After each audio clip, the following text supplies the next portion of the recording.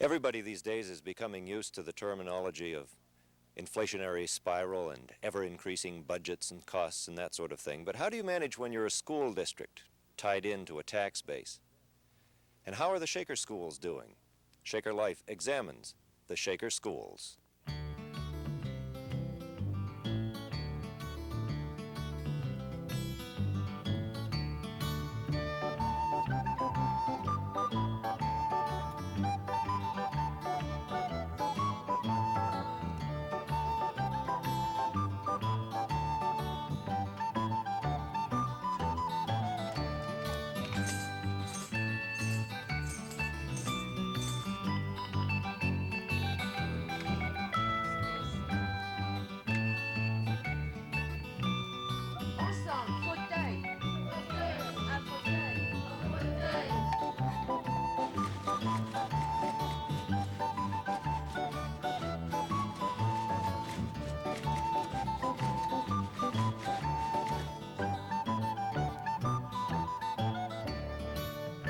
Miss Stepanian, tell me what's happened to the price of your materials here in the last couple of years?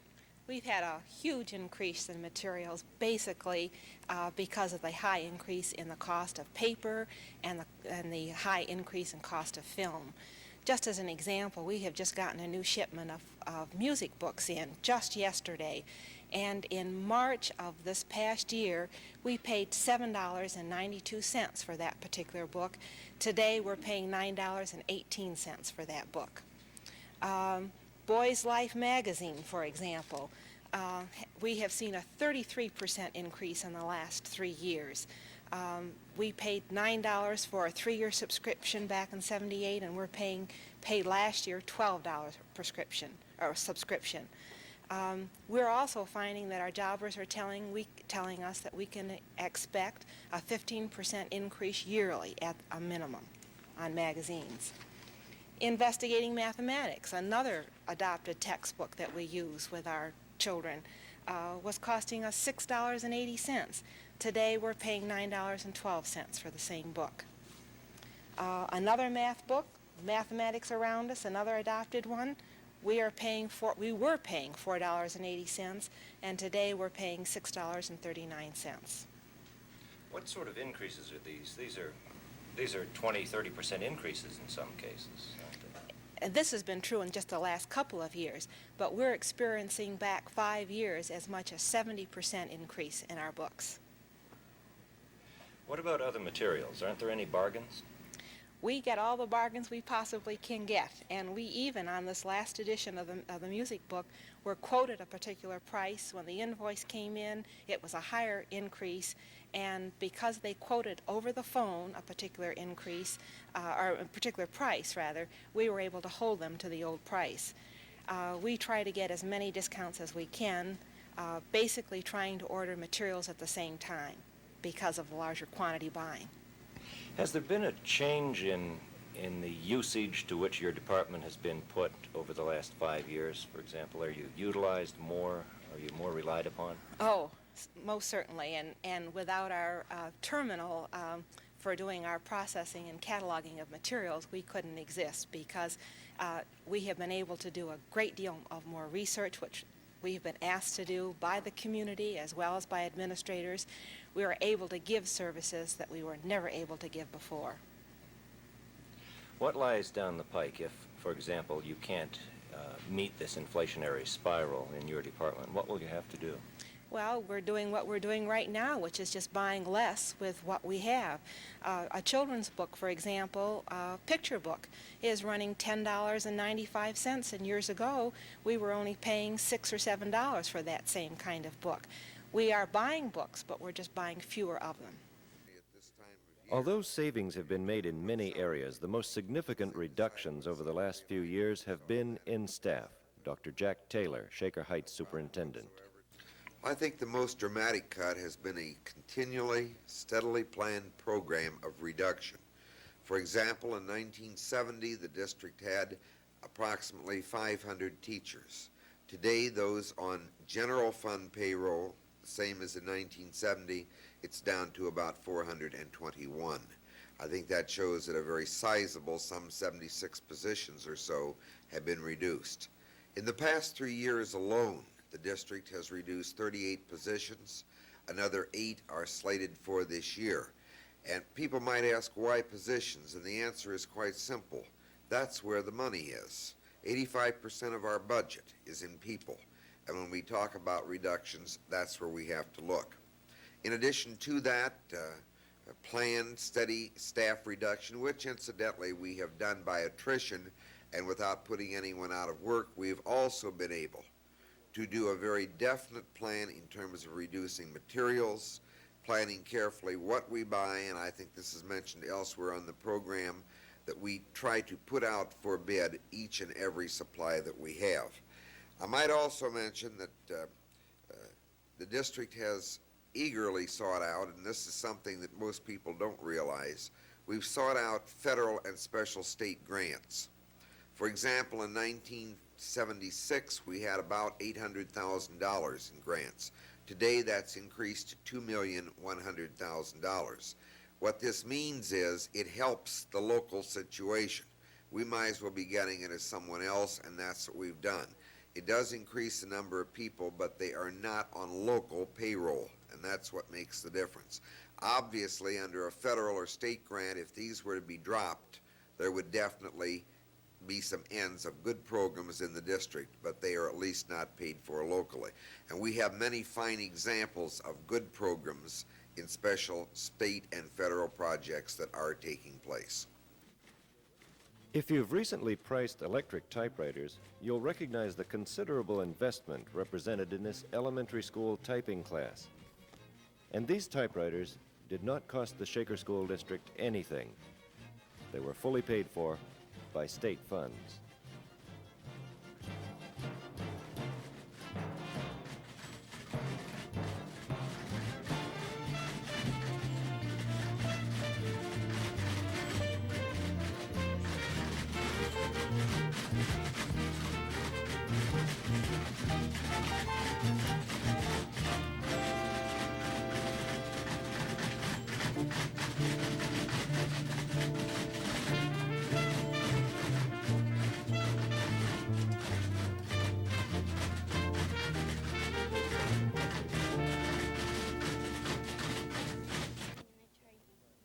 State monies are also available to fund special classes for those with learning disabilities, part of Shaker's continuing program to provide a good, solid education for all. Because it does have the right sound, It's got the sound, but it's spelled in a different way. Okay. Can you think of another way? We have UR, ER, IR. yeah, IR. And then there are other programs throughout the Shaker schools which are partially funded by state and federal funds, like the Tutoring Center at Fernway. One of the things that was apparent to us today was the fact that the schools have increased by almost 4 times the amount of federal and state programs that they've sought out and gone after. And there are certain things that Shaker does to maintain the excellence of the school system in spite of the problems that they're facing with financial crises and inflation and so forth. Tell me a bit about this program, and where does it fit into the overall scheme of Shaker education? All right, not only do we offer curriculum that is remedial, we can also offer some advanced things for children who need enrichment. Primarily, we've been receiving children here who need the little extra. Sometimes they're the things that mothers sat and did with children before, the flashcards, the listening to the reading, that type of thing, where the working mother doesn't have the time to do this.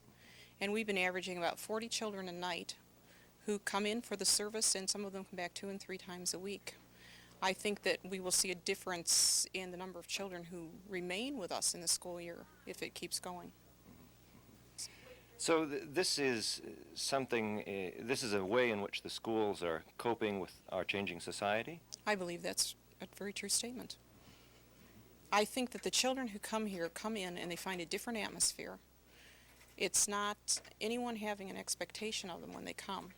We pick them up right where they are, where they say they need the help, or their teacher has sent a note saying they need the help, and we go from there. So it's not a stressful situation, and yet very often it's a one-to-one that they don't receive in the classroom. Is Shaker unique in this sort of approach? As far as I know, this is the first school system that has this. We've had the secondary in action for 2 years now. This is the first year on elementary level.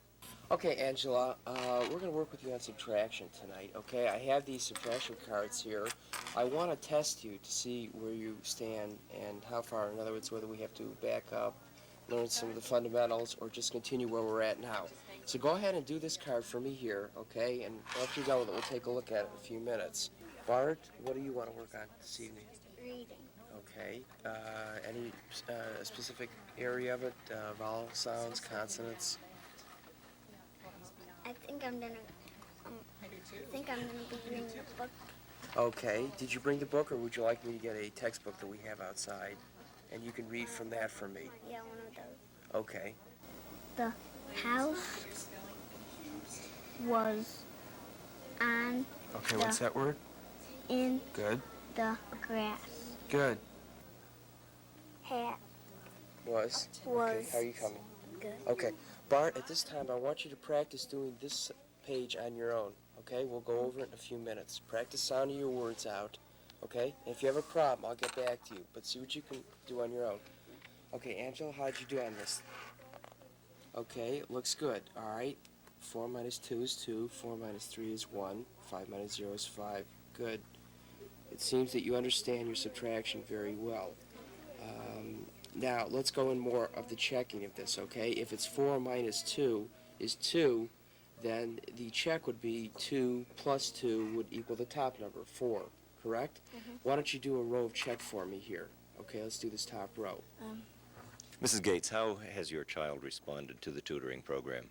He's been very eager to come up to the school. We live so close, and he has all afternoon to play at home, and about 4:30 in the afternoon, he thinks that this is really something very special. We've made it a very special thing. He thinks that he's coming, he knows he's being helped, he knows everyone is interested in helping him and having him learn to get ready to read. How do you assess the Shaker Heights school system as a parent? Well, we've never lived any other place. I have 3 children in the school systems, 1 at Woodbury, 2 here at Fernway. And I have been very pleased. We've had some problems with our children, and the teachers have been very receptive. The principal here at Fernway has been. And we have just always been able to work it out, work with our children, and they seem to be pretty well adjusted. More teachers have been shifted from the regular teaching assignments to special state and federal funded programs. No new programs except those that are funded by the state and federal government have been started in the last 3 years. In 1970, we had 508 teachers paid from the general fund. Today, that figure is 421. So we have reduced approximately 80 teachers from the general fund. Now, we do have 45 teachers presently employed whose salary is being paid from the state or federal funds. High instructional salaries have been traditional in Shaker Heights, and that is what takes the greatest part of our budget, our instructional salaries. However, the turnover in Shaker Heights has been under 6%, which does indicate that we do have the holding power to keep quality teachers. Teachers stay here, they get on tenure, and generally when they leave, it's because they are retiring. A stable staff is necessary for superior education. Stable by meaning we attract top quality and we hold them. The quality of teaching staff certainly extends to the online administrators of the Shaker schools. At Woodbury Junior High, Principal Bill Scoggan meets frequently with students to discuss their concerns. What's your perception of things that we're doing actively as possible in the area of racial relations and in people getting to know each other and working with each other and recognizing and honoring differences? Well, it doesn't matter whether my friends are black or white. I'm with everybody all the time, and I don't think how many black people are in my class, how many white people are in my class. It doesn't bother me. I don't think about it. It's every day. In my activities, everything's integrated. There's nothing I have that's completely white. especially student council. Chris, how about yourself? Well, I feel pretty much the same way that Rachel does, in that all the activities I'm involved in, it's fully integrated, and it doesn't matter to me whether my friends are black or white. It's just their personality, and I have good friends, both black and white, and I think it's integrated very well, and I like the idea. I'm a cheerleader, and the cheerleading squad is fully integrated and everything, and I think that all the activities that take place in Woodbury are integrated, and none of them seem to have any people on there or rules or anything that might discriminate somebody else or might not want them to be on the squad or anything like that. Tom? Well, like on athletics and stuff, basketball and football and baseball. The team is white and black, and it's not whether you're white or black or how, what position, whatever. It's how good you are. And it doesn't matter. The coaches don't look at it, the players don't. And it's really just a team effort, and it's not individual. One of the activities I'm involved in school is office aid, and it's not all white or black, it's both in different time periods of the day, and they're not all girls, they're boys and girls, and they work together and have, team effort and everything. This sense of teamwork is reflected in the teaching staff at the Shaker schools as well. Do you feel that the administration and the central administration and the board and the community give the kind of support that make our schools what they are? Not only do I feel it, I know it. In addition to being a teacher here at Woodbury, for the past 12 years I have been involved and very actively involved in the leadership of the Teachers Association. I have been chief negotiator, current president, you name the offices I have had. And this community has been very supportive, and I've served on just about every community-wide committee, and going back to the 70-71 Shaker Plan implementation and all these factors. And that's what is unique about this community. I think that's what brought me here in the first place, the interview for the job some 20-odd years ago, the chance to serve in a community that was interested in education and was willing to support education. And in my particular area of expertise, being economics and the social sciences, I had to have a community that was willing to chance that perhaps this particular individual, so forth, would have the nerve to deal with ideas. And that's what I like to deal with in my classes, ideas. One of the ideas which will allow Shaker additional federal funds is the serious consideration being given to establishing magnet school programs. Dr. Guy Sconzo is administrative assistant to the superintendent for curriculum development. Magnet programs, in effect, have been used across the country in a number of public school systems as a means of improving integration and racial balance in school buildings. It has an important spin-off effect in terms of it being educationally oriented. That is, districts are able to take care of their integration concerns, but at the same time do it through sound educational programming. And so that spin-off benefit to the children becomes very important. Quite frankly, Doug, the magnet school programs, if they are approved by the Board of Education later this spring, will have a very negligible impact on the district's budget. But on the other side, we believe will yield some very important results. The cost, the most major cost in any educational program is in that of teachers' salaries or the numbers of teachers involved. No matter what kind of organization is employed in a school, you're going to have that cost with you. So in fact, magnets will not make any difference in that regard.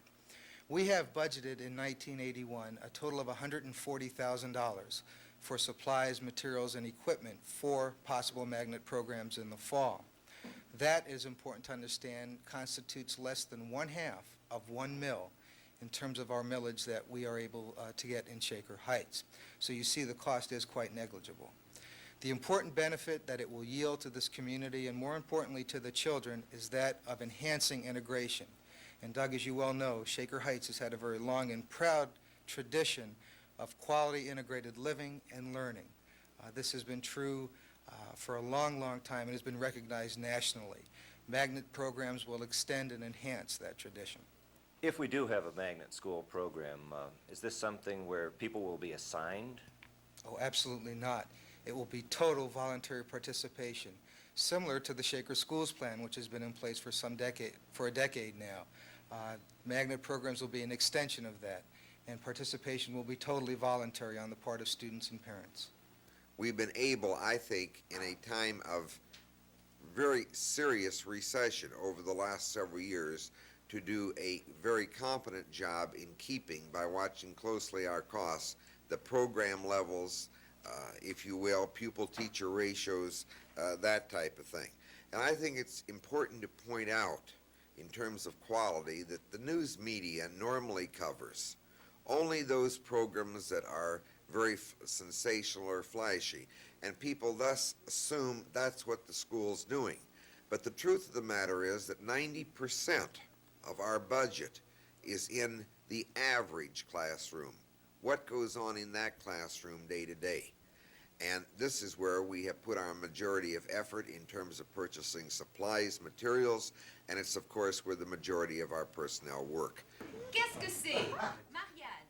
But many in Shaker believe the average class in Shaker Heights is above average in its quality of instruction, and an elementary school French class is a prime example. Qu'est-ce que c'est ça?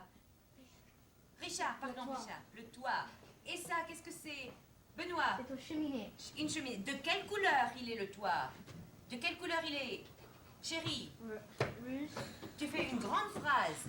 Une grande phrase, Benoît.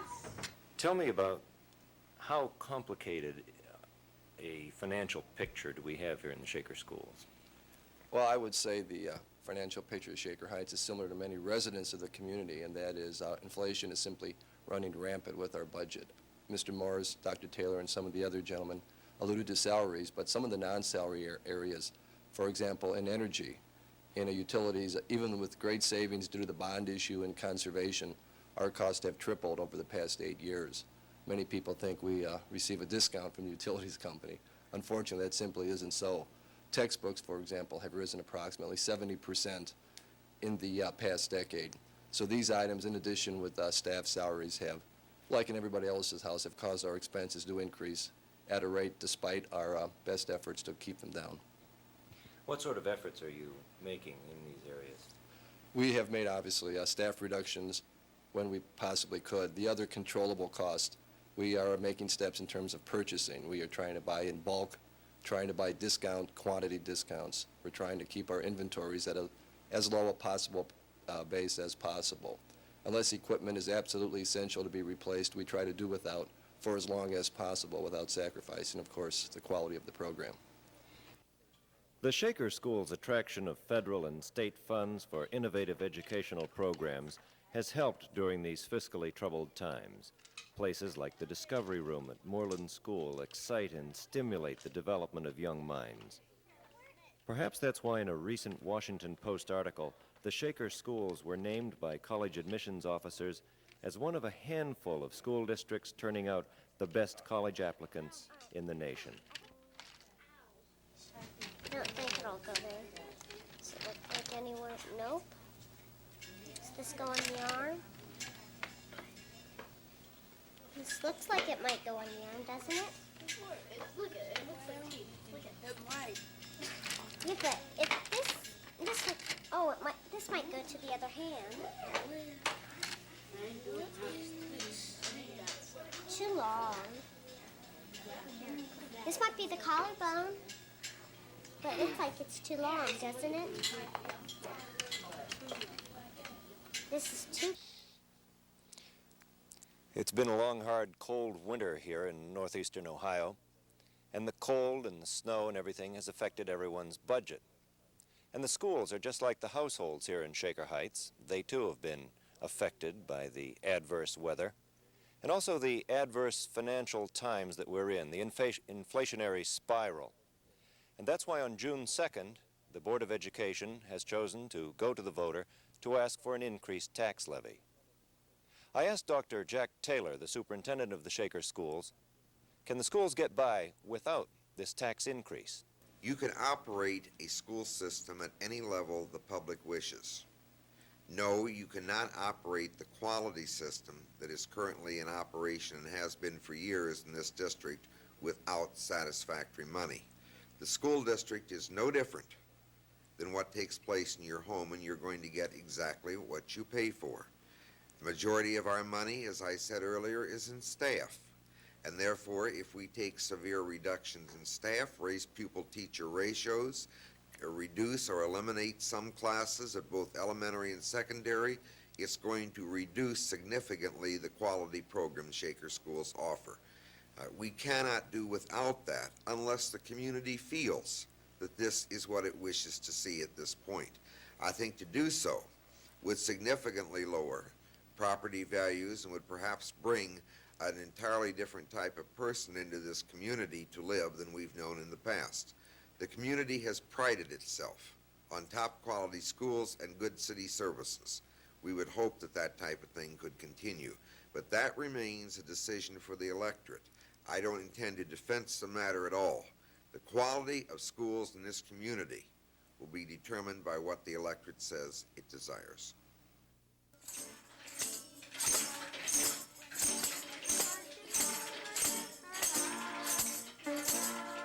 We hope you found this look at the Shaker schools interesting. Next month, our program examines Shaker city finances, and will attempt to answer the question, where does the money go? Thanks for watching Shaker Life. I'm Douglas Drake.